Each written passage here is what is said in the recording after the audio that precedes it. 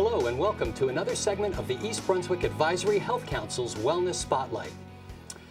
You know, we say that you are what you eat, and yet so many times we get conflicting information about what's good for us. You know, on the one hand, tomatoes are high in vitamin C, but something as innocuous as a tomato can put a person in the hospital. How does a person know what to do? Here today to help us navigate through all of the information that we're barraged with on a daily basis is a specialist in her field, Anabela Bacchione, who's a certified holistic nutritional therapist. She's going to give us some gourmet food for thought. Welcome to the Wellness Spotlight, Anabela. Thank you, Ken. I'm glad to be here. Anabela, before we begin, why don't you tell us a little bit about yourself and how you became involved as a certified holistic nutritional therapist? Okay, well, I already was in the health field, but what got me to really engulf into this type of field was my daughter was ill. At 7 years of age, she's 16 now, she got an illness, a serious illness. And when the doctors gave me the news, it just didn't sit well with me. And I was trained conventionally, you know, we had to give her medicine and maybe in the future surgery. It just didn't sit well with me. So then I started educating myself about this disease and what can I do about it. And I started reading in between the lines and I realized that there's a nutritional component here. I need to help her with food. Food has to heal her. So I was just navigated into all this wonderful information about nutrition that's been around forever, but it's not mainstream. And I started applying it to home, to my daughter. Of course, feeding my daughter, I had to feed myself. And I had some health issues. It transformed me, transformed her. So now I became a believer. Becoming a believer, I had to help my friends and my family. You know, this was 24/7 for me. And I realized in order to really help more people, I had to get educated, I had to get a certification, I had to get an education in it. So I did. I went back to school and I got my certification in this nutritional therapy and have been practicing ever since, transforming people, teaching them about real nutrition. Now, what is the difference between a holistic nutritional therapist and nutritionists? Well, we really go back to the roots of nutrition. So we really understand how we have to go back to the way our ancestors ate. And not just in a chemical form or in a calorie form, because calories aren't calories. We need to go back to clean, traditional foods, because that's what's healing us. If we eat foods that are not clean, if they're loaded with pesticides, herbicides, antibiotics, they affect us chemically. And when they affect us that way, they give us symptoms. And we all have symptoms, and we need to treat those symptoms. So we need to get to the root of them, but we also need to get to the root of our food. But then I'm also trained in the therapy part where I am able to assess an imbalance in the body. For instance, maybe your digestion isn't right. So if you're not digesting correctly, and I give you this great nutritional food, then you're really not really feeding the body. So I have to fix those underlying issues first. Maybe you're not hydrated. Maybe you have some blood sugar issues. So those are the things that I'm trained to assess first. Because it isn't just giving you a menu and these amount of calories and say, here you go, eat this. Now, I understand that the approach that you take is very different than the approach that's typically practiced by other nutritionists. Mm-hmm. You have a way of being able to have greater certainty about the recommendations that you make. Mm-hmm. I know that when a lot of people go to an MD or a nutritionist and they walk out of there with a couple of bags of vitamins, right. And then a week later they're told that those vitamins are no good and then they have to take something else. Mm-hmm. You know, how do you know what recommendations to make for someone? Well, again, we do need to address why we're having some issues so we can absorb better and so forth, eat better foods. But then there's the vitamin part. And I get that. You know, people are aimlessly just buying because someone said this is great for you, you should take it. But is that supplement really good for you? We really don't know. It needs to be assessed also. So I use a technology called the Zyto, Z-Y-T-O. And it's a very non-invasive testing. It uses a hand cradle. It picks up, very simply, it just picks up an imbalance in the body, find out what the stressors are, why the body's imbalanced, and then it will allow me to give a person a supplementation that is going to target them. So if you really need vitamin C or an amino acid or digestive support, it's going to be specific for you. So it takes the guesswork out of, let me just give you these supplements. Do they work for you? No. Okay, come back. We'll give you something else. So I started using this type of technology, and it's really given me profound results. And the patients are happy with the fact that they take the guesswork out of it. So people respond more quickly, and it saves them money, and it saves them time, and they get better clinical results. Absolutely. Absolutely, because it's targeted nutrition for them. You and I can have the same issue, but when I scan you or I, it's going to be, we're going to have different stressors and different supplements that will be recommended. Well, everybody's chemistry has to be as different as their fingerprints. That's right. And so even though a person may have headaches or digestive problems, the chemistry behind it is so different that you have to see a person as an individual. Exactly. You know, we're trained to well, a person has this issue, we give them this type of supplementation. It usually works for this condition. And that does work, and it gives results for some people, maybe not for others. It's because we need to get a little deeper. And so that technology allows me to do that. So that's another part of my practice. It isn't, I always do the nutrition first, because we have to change why we got there. And it's usually because, not usually, it's because what are we eating? Are we eating chemicals? You know, are we eating foods that aren't clean? And we need to know why. We're not educated in that. No one's really teaching that. Anabela, I think most people know that they're supposed to stay away from chemicals and additives and dyes and colors, that farm fresh is always best, and organic would probably be best if they could find those things. Correct. But all that aside, how does a person know what are the best whole foods for them to be able to eat? Would this cytoscanner tell them that too? Yeah, it will. I'm able to run a food stressor on the scan. So it'll give me a list of foods that are a stressor for them.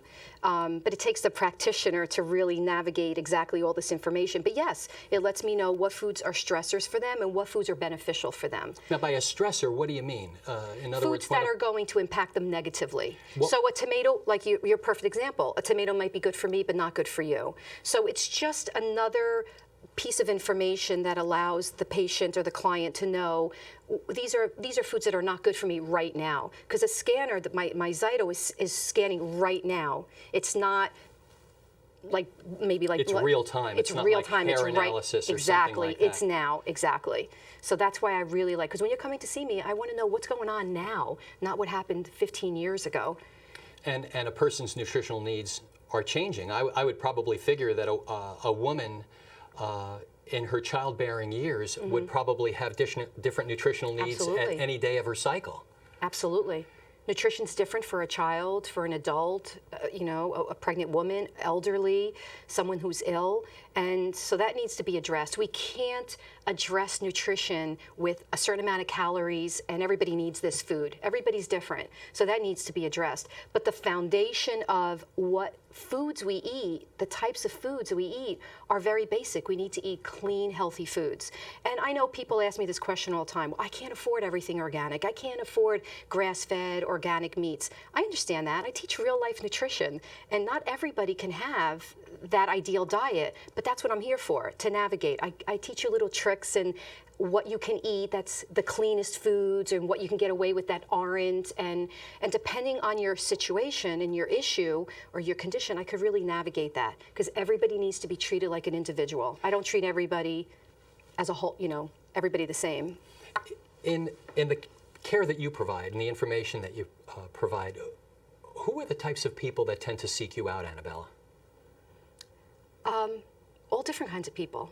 I love when moms come in because I'm transforming them and their children. I have an affinity for children. Of course, I got into this field because of my daughter. So I'm on a mission to, these children need help. They do, they really do. And us moms, we want the best for them, but we don't really know. We're so confused. We read a woman's magazine, we listen to Dr. Oz, and we read a newspaper magazine in the Times, and there's so much conflicting information, and it doesn't have to be that complicated if someone's just teaching the basic concepts of real nutrition, you know, so.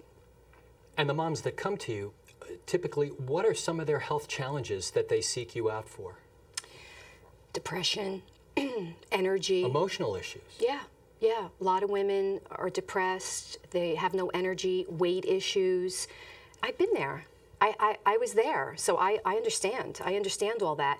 And I transformed all that through nutrition. I know people were like, no, you took this and you took that. No, I was treated symptomatically with some medications. It wasn't working for me. And so when I got this information about nutrition and completely changed my diet, everything changed for me. Well, it would seem to, because even with a car, you could take the best car in the world that's tuned up right and put in bad gas or gas that's mixed with water. Exactly. And that completely changes the way that car runs. So why should it be different for our body? That's right. So not knowing what I was eating, following mainstream, what they were saying, and confusion, I was getting all these symptoms that most women have. And until I changed my diet easily, I wasn't spending tons of money. I wasn't taking all these, crazy, I wasn't even doing vitamins at the time.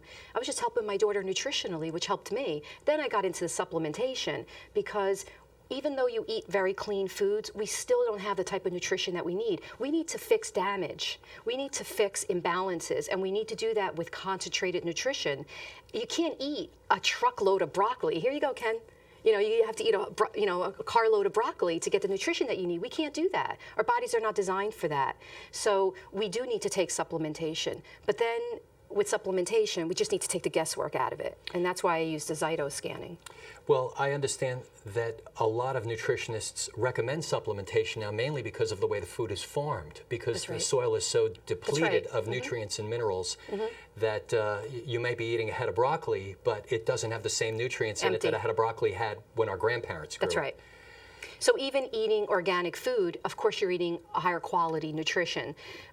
But times have changed, and we're still not getting the type of nutrition that we're supposed to be getting from our foods. And it's not enough because we need to feel better. So most of the supplements that I use are all food-based, with very clean products, no excipients. Those are the chemicals that they throw into the supplements to make the supplement cheaper, produced faster.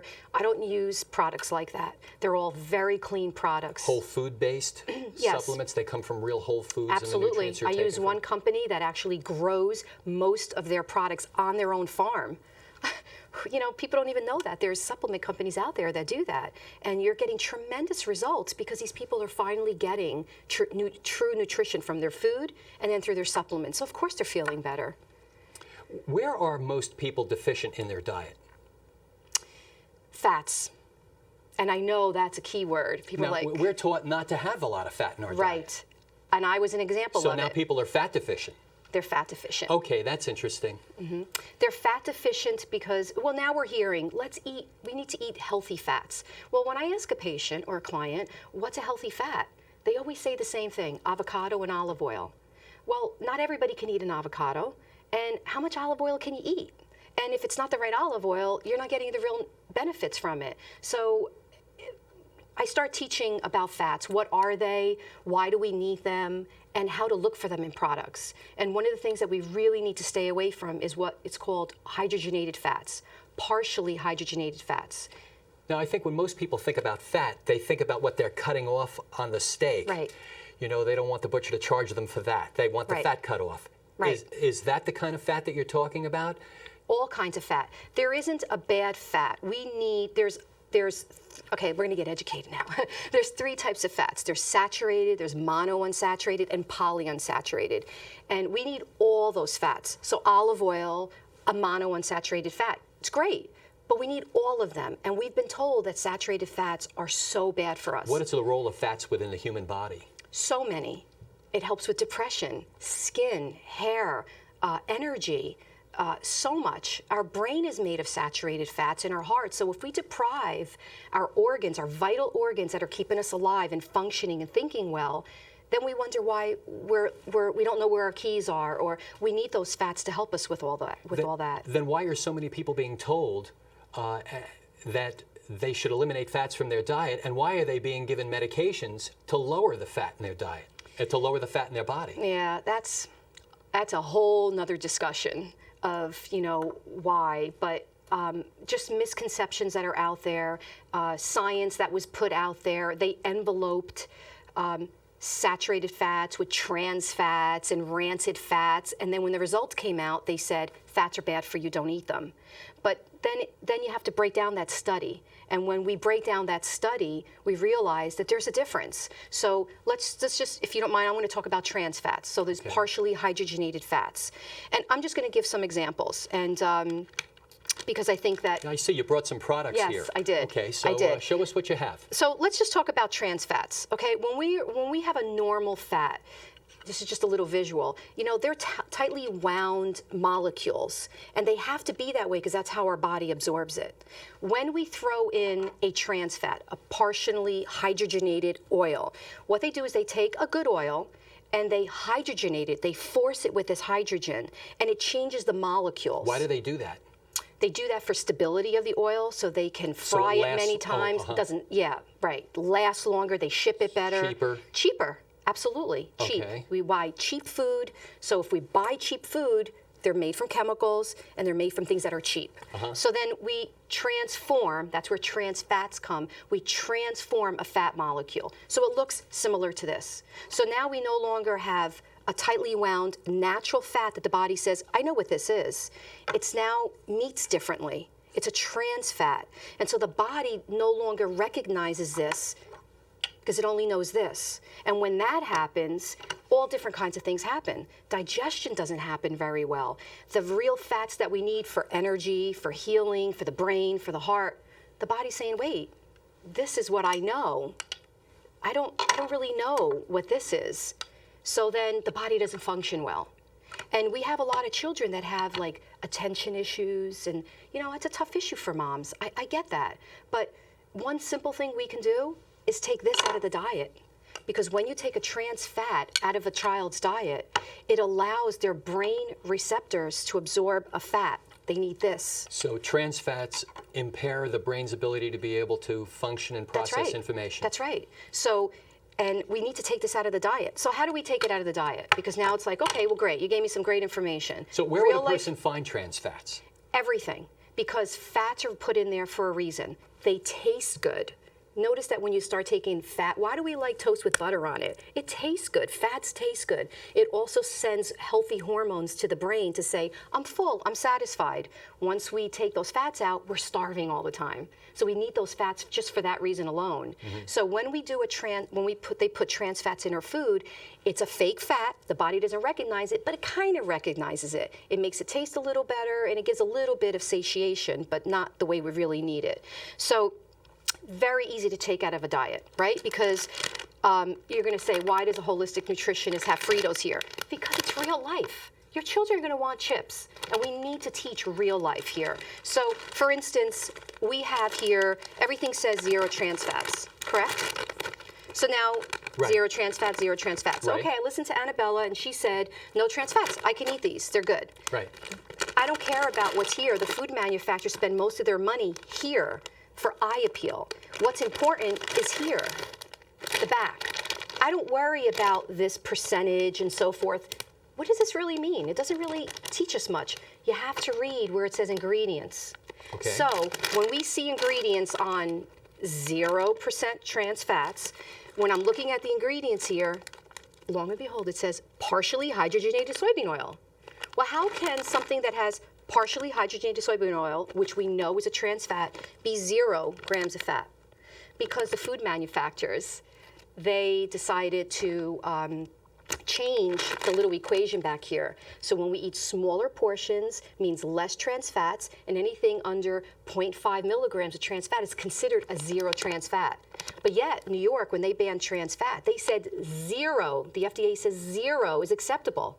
So if they lower the amount of servings and it's under 0.5, it's considered 0. And when somebody opens up a bag of chips like that, exactly, they're not eating 3 chips as a portion. So if you're eating a portion size, okay, like 21 pieces, that's 21 pieces. Yeah. Done. You can eat another handful. So now you've already reached your but you're already eating trans fats anyway because it's in here. So, okay, so what do we do? My kid wants chips, Anabel. What do I do?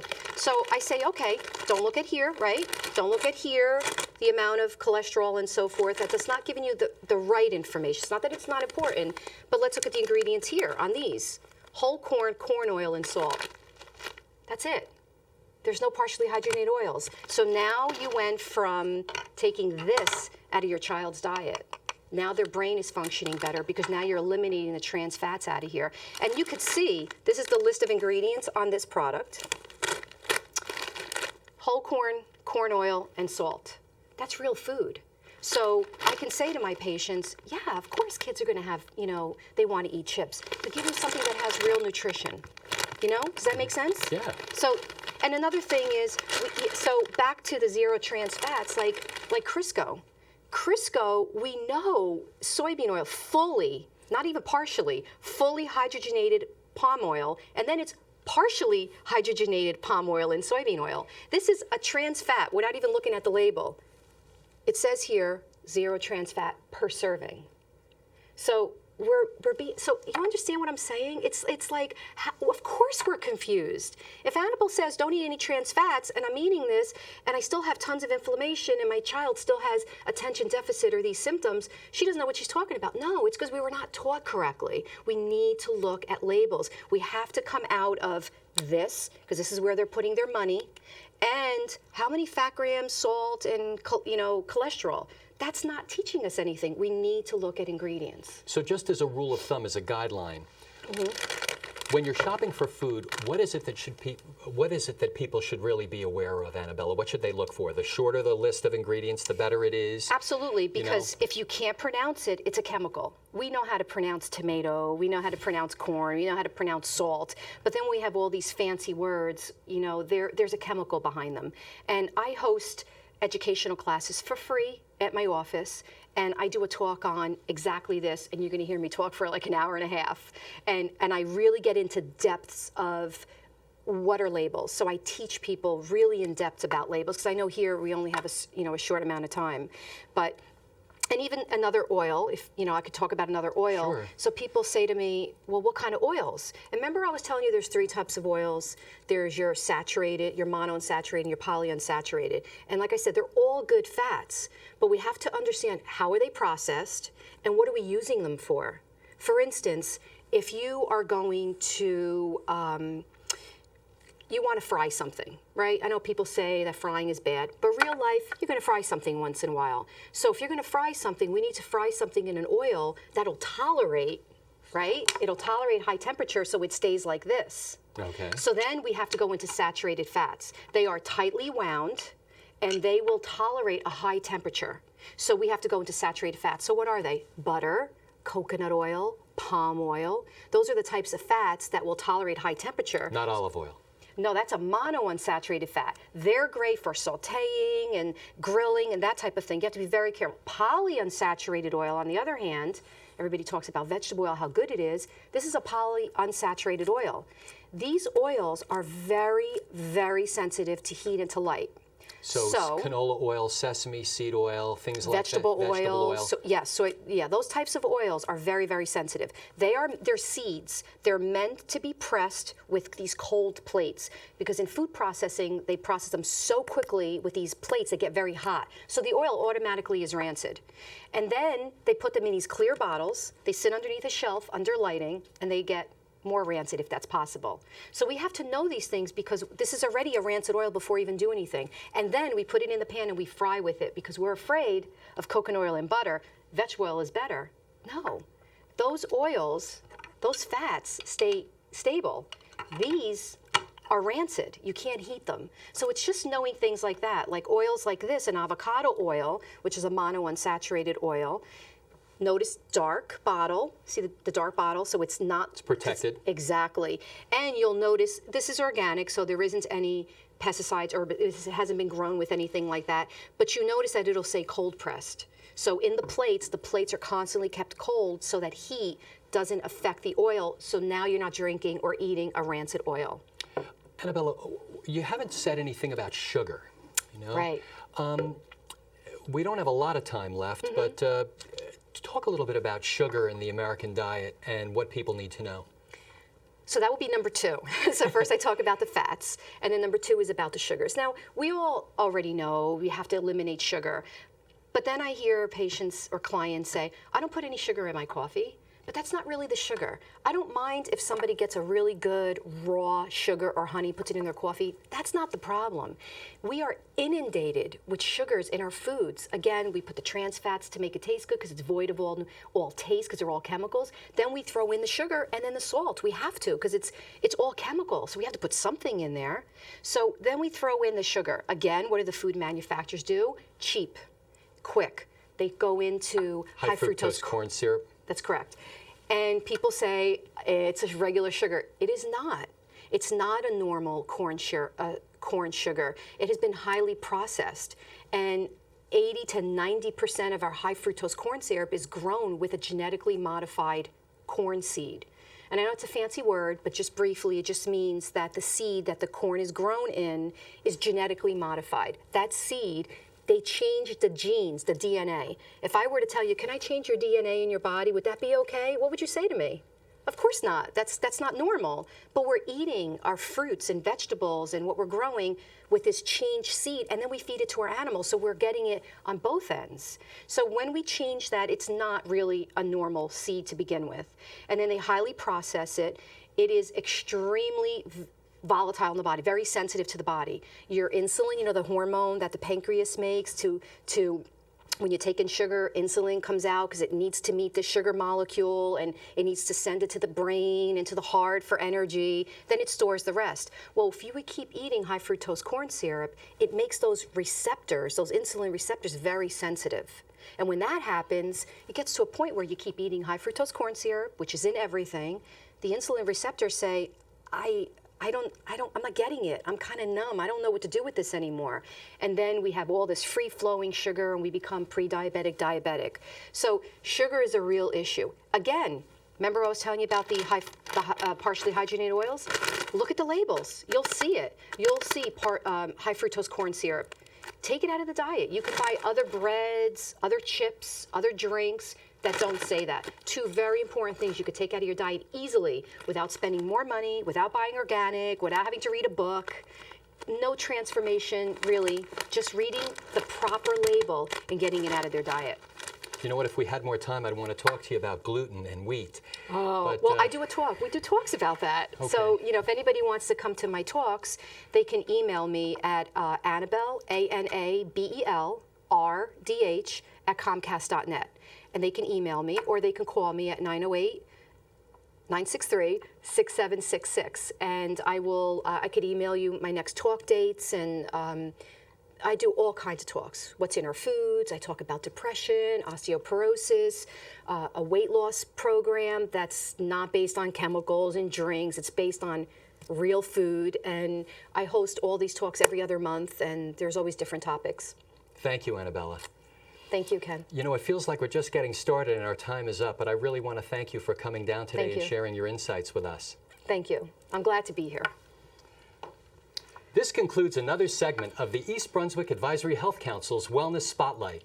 I'm Dr. Ken Friedman, President of the East Brunswick Advisory Health Council, reminding you that wellness works when you work it.